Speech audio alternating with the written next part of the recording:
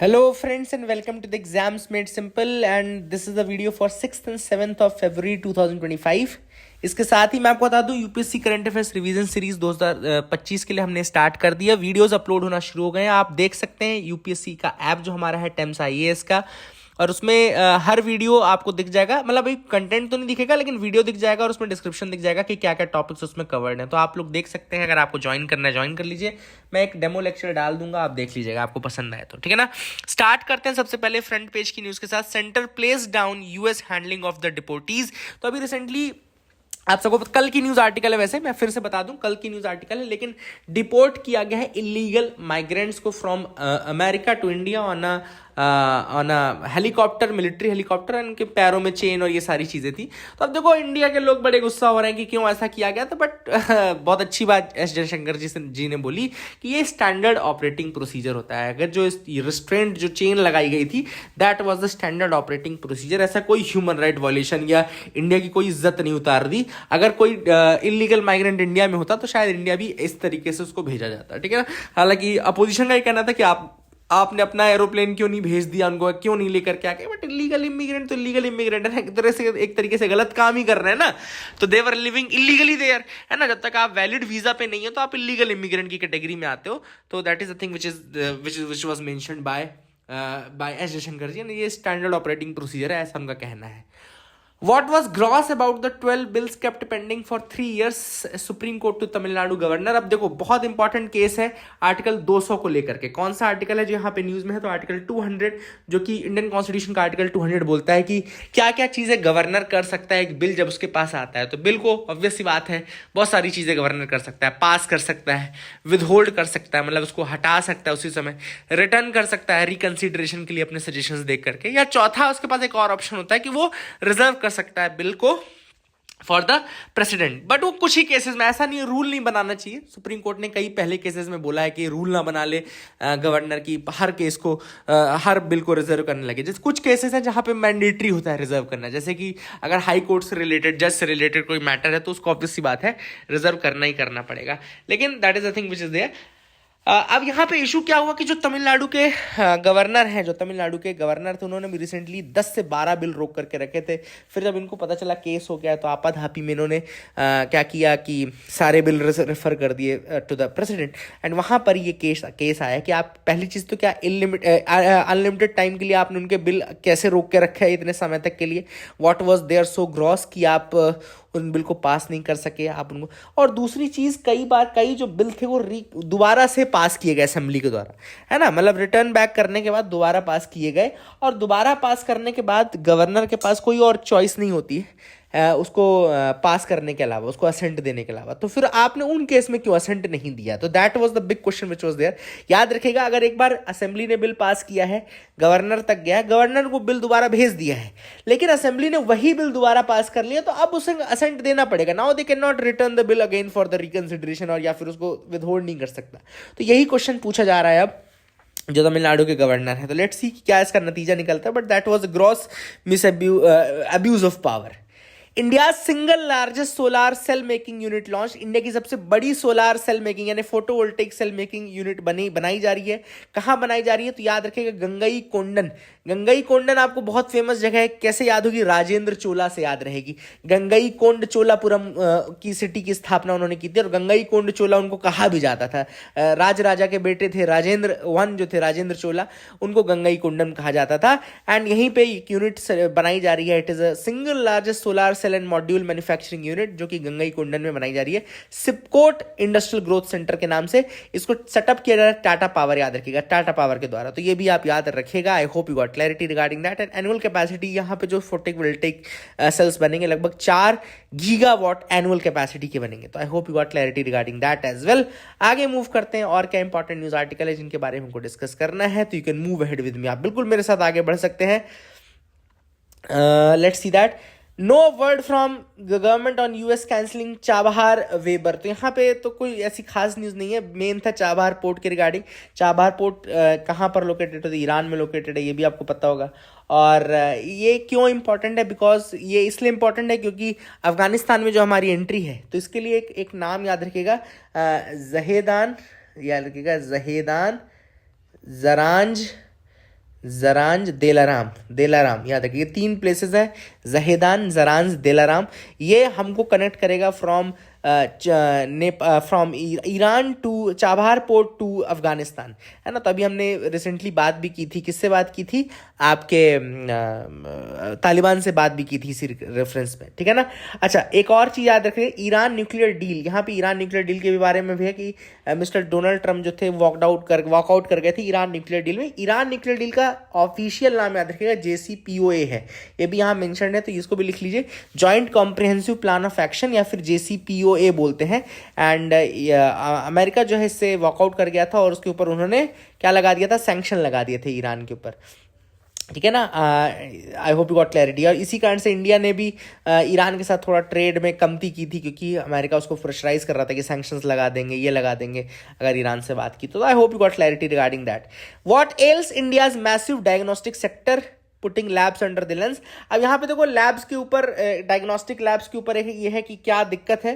तो देखो याद रखिएगा, इंडिया में लगभग 3 लाख के आसपास लैब्स है around the country, and this number is very huge अगर आप देखें हेल्थ केयर सेंटर की बात करें तो। एंड डायग्नोस्टिक्स जो है लगभग 9% of the total health care industry का 9% कवर करता है, लगभग 860 बिलियन रुपीज के आसपास एक फाइनेंशियल ईयर का इसका वर्थ है। And it is projected to be about 1275 billion rupees by the end of financial year 2020। तो ये बहुत ज्यादा बढ़ता जा रहा है डायग्नोस्टिक सेक्टर। और सबसे बड़ी प्रॉब्लम इस डायग्नोस्टिक सेक्टर में ये है कि ये इतना बड़ा सेक्टर है, फिर भी अंडर रेगुलेटेड है, फ्रैगमेंटेड है। अंडर रेगुलेटेड और फ्रैगमेंटेड है, अंडर रेगुलेटेड लिखा गया है, अनरेगुलेटेड नहीं। अब अंडर रेगुलेटेड का मतलब क्या है कि हमारे यहाँ एक ही एक्ट है, clinical establishment registration and regulation act 2010, जिसका एम है to bring all the diagnostic sector and centres and labs under its ambit. याद रखिएगा, clinical establishments registration and regulation act 2010 है, जिसका एम है to bring all the diagnostic centres and labs under its ambit. याद रखिएगा, this is very important. And अभी क्या है, बहुत कम स्टेट्स हैं, कुछ ही स्टेट्स हैं जो कि इसके अंतर्गत, इस एक्ट के अंतर्गत अडॉप्ट किया है, जिन्होंने इस एक्ट को केवल 12 स्टेट्स ने अडॉप्ट किया है, जिसमें सिक्किम, मिजोरम, अरुणाचल प्रदेश, हिमाचल प्रदेश, उत्तर प्रदेश, बिहार, झारखंड, राजस्थान, तेलंगाना, उत्तराखंड, असम और हरियाणा आते हैं। And all UTs except Delhi आता है, ठीक है ना। एंड ये जो लैब्स हैं ये अभी तक बहुत सारे स्टेट्स में एम्बिट में नहीं आई है, तो ऑब्वियसली बात है वहाँ रेगुलेटेड नहीं है ना। नेचर बहुत फ्रैगमेंटेड है इस डायग्नोस्टिक सेक्टर का, है ना। तो that is very very fragmented. I hope you got clarity regarding that as well. Accreditation जो डायग्नोस्टिक सेंटर्स को मिलता है वो इंडिया में वॉलंटरीली मिल सकता है from labs such as organisation such as national accreditation board for testing and calibration laboratories, NABL याद रखिएगा, national accreditation board for testing and calibration laboratories. ये इसको रेटिंग देती है, एक्रेडिटेशन देता है, जैसे AICTE है ना, all India council of technical education, जो टेक्निकल एजुकेशन के लिए वो देता है। तो इसी तरीके से ये भी है ना। तो I hope you got clarity regarding that as well. अब यहाँ पे ऑथर ने कुछ स्कीम्स के नाम बताया कि डायग्नोस्टिक्स में प्रॉब्लम क्या है। प्रॉब्लम है आउट ऑफ पॉकेट एक्सपेंडिचर का, बहुत ज्यादा प्राइसिंग होती है, बहुत सारे टेस्ट तो ऐसे होते हैं जिनका खर्चा ही नहीं उठा सकता आम आदमी। तो प्राइसिंग के लिए यहाँ पे 2 स्टेट्स का एग्जाम्पल ऑथर ने दिया है केस स्टडी की। तेलंगाना का डायग्नोस्टिक प्रोग्राम, जिसको T डायग्नोस्टिक्स इनिशिएटिव बोलते हैं, ये लिख लेना आप लोग, मेंस आंसर राइटिंग में यूज भी कर सकते हो। तो T डायग्नोस्टिक्स इनिशिएटिव किसका है, तेलंगाना का है। और 2024 तक अभी रिसेंटली 18.10 करोड़ 18.10 करोड़ टेस्ट उन्होंने कंडक्ट किए हैं इस स्कीम के अंतर्गत। तेलंगाना का T डायग्नोस्टिक्स इनिशिएटिव है। और केरला का भी एक प्रोग्राम जिसका हो आर्द्रम मिशन बोलते हैं, आर्द्रम मिशन। ये यहाँ पे बेसिकली स्कीम है for laboratory investigations at nominal rates, बहुत अच्छा है। I hope you got clarity regarding that as well. ये भी आपको पता होना चाहिए, ये भी आपको समझ में आ गया होगा, ठीक है ना। So that is a thing which is important, ठीक है। आगे मूव करते हैं। द प्राइमरी लेसन्स फ्रॉम, ये तो यहाँ पे नहीं डिस्कस करेंगे। हाँ, should India build a sovereign foundational AI model. देखो यहाँ पे बात चल रही है, जैसे अमेरिका ने ChatGPT बना लिया है ना, ChatGPT, माइक्रोसॉफ्ट ने यहाँ पे अपना को-पायलट बना लिया, इसके अलावा चाइना ने अपना DeepSeek बना लिया। तो क्या इंडिया को भी अपना कोई फाउंडेशनल AI मॉडल सॉवरेन बनाना चाहिए कि नहीं। जैसे ये सब सॉवरेन मॉडल्स हैं, चाइना ने इंडिपेंडेंटली डेवलप किया है, अमेरिका ने इंडिपेंडेंटली डेवलप किया, तो क्या इंडिया को करना चाहिए कि नहीं।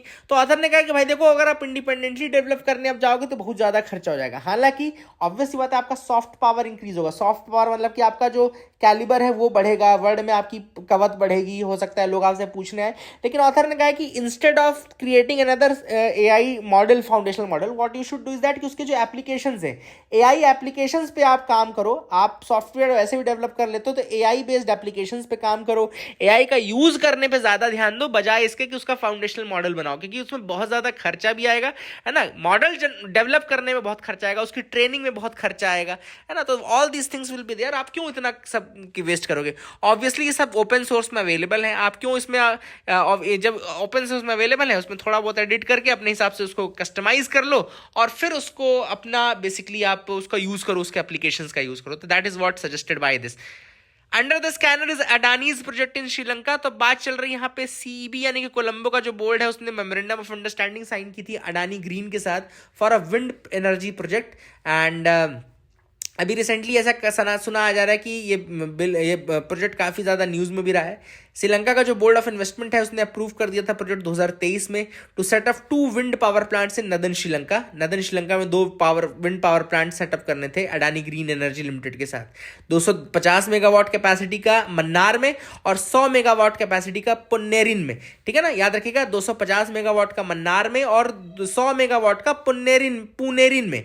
बट दिक्कत क्या है? दिक्कत यह कि जो मन्नार वाला है वहां से सेंट्रल एशियन फ्लाईवे गुजरता है। जो हमारा सेंट्रल एशियन फ्लाईवे क्या है, जैसे आप जब विंड पावर प्लांट सेटअप करोगे तो आपको पता है इस तरीके से आपको विंड मिल बनानी पड़ेगी, इस तरीके से 3 डंडे वाली जो घूमेगी इस तरीके से, है ना। और बहुत सारे बर्ड्स हैं जो कि यहाँ से गुजरते हैं, क्योंकि सेंट्रल एशियन फ्लाईवे में आता है ना जोन में, तो बहुत सारे बर्ड्स हैं जो यहाँ से गुजरते हैं, माइग्रेटरी स्पीशीज हैं, तो ये उनको खतरा हो सकता है, ऐसा लोकल्स का कहना है। तो that is a thing which is important. Residents of Mannar का यही कंसर्न है कि ये चूंकि क्रूशियल बर्ड कॉरिडोर है, सेंट्रल एशियन हाईवे के flyway, sorry not highway, central Asian flyway की बात करें तो मैं बता दूं इसमें लगभग 30 कंट्रीज कवर होती हैं, जिसमें इंडिया, रशिया, चाइना और ईरान भी कवर्ड है। ज्योग्राफिकल रेंज इनकी एक्सटेंड करती है फ्रॉम आर्कटिक रशिया से लेकर के इंडियन ओशन तक की, और इसमें बहुत सारे वेटलैंड, ग्रासलैंड, कोस्टल एरियाज जो कि एसेंशियल है फॉर द माइग्रेटरी बर्ड्स वो आते हैं, ठीक है ना।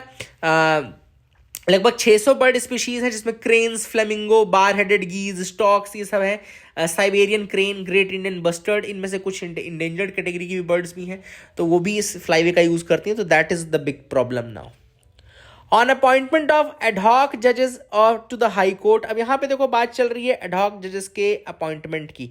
एडहॉक जजेस का अपॉइंटमेंट कहाँ होता है? पहली चीज तो ये आपको याद रखना है कि एडहॉक जजेस का अपॉइंटमेंट हाई कोर्ट में भी होता है और सुप्रीम कोर्ट में भी होता है। जो एडहॉक जजेस का यहाँ पे डिस्कशन चल रहा है वो चल रहा है एडहॉक जजेस इन हाई कोर्ट। आर्टिकल 224A याद रखना है आपको, आर्टिकल 224A, ठीक है ना। Make sure you remember this. It was introduced by the constitutional 15th amendment act, जो 15वां अमेंडमेंट एक्ट है 1963 का, उसने अलाउ किया था for the appointment of retired, याद रखेगा, for the appointment of retired जजेस to the high courts on ad hoc basis. Obvious सी बात है एडहॉक बेसिस। अच्छा, एडहॉक जजेस की क्या अपॉइंटमेंट सुप्रीम कोर्ट में हो सकता है? यस, सुप्रीम कोर्ट में भी हो सकता है, याद रखेगा। That is the thing which is important. And such appointments require the consent of both the retired जज एंड द प्रेसिडेंट। तो इसमें बस इतना ध्यान रखना है कि जो ये अपॉइंटमेंट किए जाते हैं उसमें जो रिटायर्ड जज है उससे आपको लेना पड़ेगा कंसेंट, रिटायर्ड जज से, और प्रेसिडेंट से कंसेंट लेना पड़ेगा। द जजेस will receive the allowances as determined by the president order and exercise the same jurisdiction, powers and privileges as a sitting high court जज। जो तो एडहॉक जज होगा उसको उतना अलाउंस और रेम्यूनरेशन मिलेगा जितना प्रेसिडेंट अपने ऑर्डर में बोलेगा, और इसको सेम पावर्स प्रिविलेजेस रहेंगी जैसा कि सिटिंग हाई कोर्ट जज को रहती है, ठीक है ना। पूरा डिटेल्ड प्रोसीजर जो है वो 1998 में आउटलाइन किया गया था मेमोरेंडम ऑफ प्रोसीजर के अंतर्गत, ठीक है ना। I hope you got clarity regarding that as well. अब देखो कब ऐसे अपॉइंटमेंट बनाए जाते हैं, तो यहाँ पे याद रखिएगा लोक प्रहरी एक केस है। इन लोक प्रहरी केस कोर्ट ने आइडेंटिफाई किए थे कुछ स्पेसिफिक सर्कमस्टांसेस जहां पे अपॉइंटमेंट ऑफ एडहॉक जजेस होता है हाई कोर्ट में। याद रखिएगा देयर वाज अ लोक प्रहरी केस। तो जब उन्होंने कहा था कि जब nearly 40% of judicial positions across all high courts are vacant, जब कम से कम 40% जुडिशियल पोजीशन वैकेंट हो हाई कोर्ट में, तब एडहॉक जजेस को लाया जाता है। कोर्ट ने रेफर किया था to the law commission reports also and advocate किया था कि टेम्पररी अपॉइंटमेंट रिटायर्ड जजेस का होना चाहिए to address the backlog of the cases. जब बैकलॉग बहुत ज्यादा बढ़ जाता है तब भी हमको ये करना चाहिए, ठीक है ना। I hope you got clarity regarding that as well, ठीक है। ऑथर ने कहा लेकिन आपको ये नहीं सोचना चाहिए कि एडहॉक जजेस हैं तो आप रेगुलर जुडिशियल अपॉइंटमेंट ना करो, नहीं, वो आपको प्रोसेस नहीं रखनी है। तो इसलिए उन्होंने कंडीशन दी थी, उसने कहा था कि एडहॉक जजेस आप तभी अपॉइंट कर सकते हो when recommendations for filling less than 20% of vacancies have not been made after considering both the number of sitting जजेस and pending proposals for judicial appointment. तो ये भी आप एक केस याद रखिएगा। और मैंने यहाँ पे एआई से क्यों पूछ लिया, ठीक है ना। एंड कोर्ट ने कहा था कि अपॉइंटमेंट के कुछ ट्रिगर पॉइंट्स भी होने चाहिए, जैसे कि if vacancy in high court exceeds 20%, if cases in a special category have been pending for more than 5 years, if more than 10% of high court cases are pending for over 5 years, if the case disposal rate is lower than the rate at which the new cases are filled, मतलब जो कि case clearance rate कहलाता है। तो ये कुछ trigger points हैं जहां से फिर आप एडहॉक जजेस को अपॉइंट कर सकते हैं, है ना। हालांकि एग्जॉस्टिव लिस्ट नहीं है, but that is a thing which is important. I hope you got clarity regarding that as well. तो ये भी आपको याद रखना है। These are the things which were mentioned in this article. I hope you got clarity. आगे move करते हैं, देखते हैं और क्या इंपॉर्टेंट न्यूज आर्टिकल्स हैं जिनके बारे में डिस्कस करना है। You can move ahead with me. Argentina bans gender transition for minors. तो अर्जेंटीना ने कहा it would ban gender transition procedure for minors, है ना। तो that is a thing which is important. And इनकी एक वोक आइडियोलॉजी के against जो टर्म है वोक आइडियोलॉजी, इसको आप याद रखिएगा। जैसे कई लोग बोलते हैं ना कि अब हम जाग गए हैं, कि अब हम ये नहीं है हम वो हैं, तो उन्होंने कहा कि it will ban that thing, है ना, जो माइनर्स है स्पेशली। तो that is a thing which is important. 2012 का एक लॉ है to ban hormone treatment and body adaptation surgery for people under the age of 18 years. 18 साल से नीचे के बच्चों की जो हार्मोन ट्रीटमेंट है बैन कर दिया जाएगा और बॉडी अडेप्टेशन सर्जरी भी बैन कर दी जाएगी। तो ये अर्जेंटीना ने फैसला लिया, ठीक है ना। I hope you got clarity regarding that as well. आगे देखते हैं कुछ है कि नहीं, अभी तो नहीं दिख रहा है, तो मैं कल का थोड़ा सा न्यूज़पेपर खोल के देखना चाहता हूँ एक बार। आई स्टिल डोंट नो कि मैं आपको कुछ बता पाऊंगा कि नहीं, बट लेट्स सी। 6 तारीख के न्यूज़पेपर एनालिसिस को देख लेते हैं। तो 6 तारीख में मुझे नहीं लगता कि मैंने कुछ फ्रंट पेज से नोटिस किया था। Let me see once again. पीछे से मैंने पढ़ा था, हाँ, no new cloth, South Korean climate activist target hyper consumption. अब यहाँ पे बात चल रही है हाइपर कंजम्पशन की, ना हमको साउथ कोरियन मॉडल का लेना देना ना कुछ। हाइपर कंजम्पशन क्या होता है? हाइपर कंजम्पशन रिफर किया जाता है to excessive and unsustainable consumption of goods and services often driven by aggressive marketing, planned obsolescence and societal pressure. तो जब आप सोसाइटल प्रेशर में आकर के, एग्रेसिव मार्केटिंग के चक्कर में आकर के बहुत सारे अनसस्टेनेबल कंजम्पशन करने लगते हो गुड्स एंड सर्विसेज का, उसको हम बोलते हैं हाइपर कंजम्पशन, ठीक है ना। I hope you got clarity regarding this hyper consumption term.